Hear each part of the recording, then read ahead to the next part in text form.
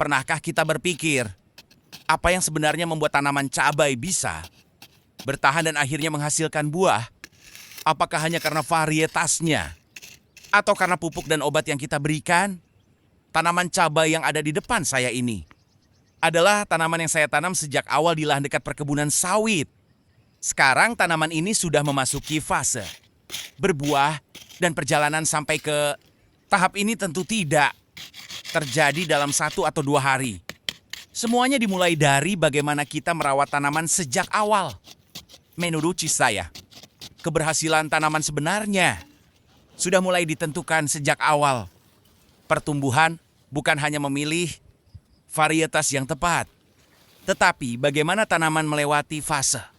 Awalnya, kita harus memperhatikan kondisi tanah, air, akar, pertumbuhan daun, sampai perkembangan batang dan cabang.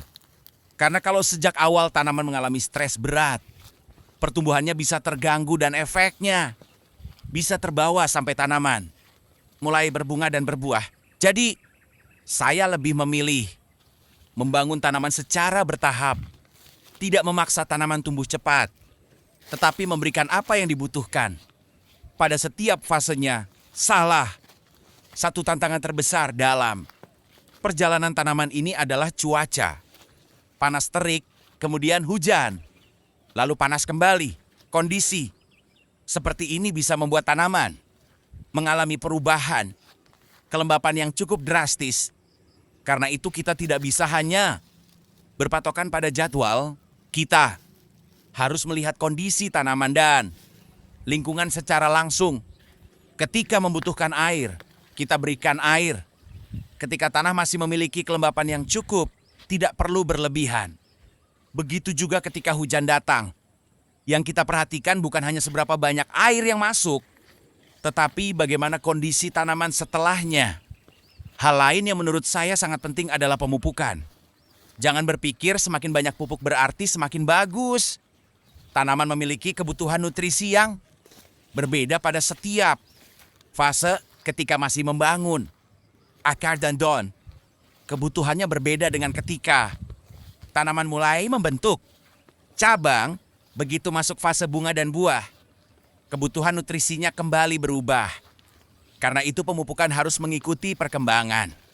Tanaman saya lebih memilih memberikan nutrisi secukupnya dan sesuai kebutuhan daripada mencampurkan terlalu banyak jenis pupuk sekaligus. Begitu juga dengan obat tanaman. Jangan memberikan pestisida hanya karena takut ada hama. Amati terlebih dahulu.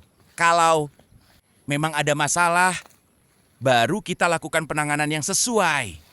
Kita sering melihat daun, bunga dan buah karena semuanya terlihat di atas tanah. Tetapi jangan lupa, ada bagian yang tidak terlihat dan justru menjadi fondasi tanaman.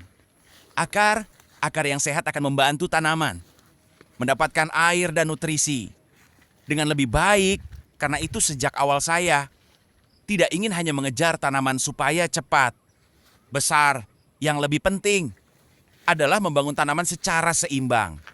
Akar berkembang, batang kuat, daun sehat, cabang berkembang. Kemudian tanaman masuk ke fase bunga dan akhirnya menghasilkan buah seperti yang kita lihat sekarang.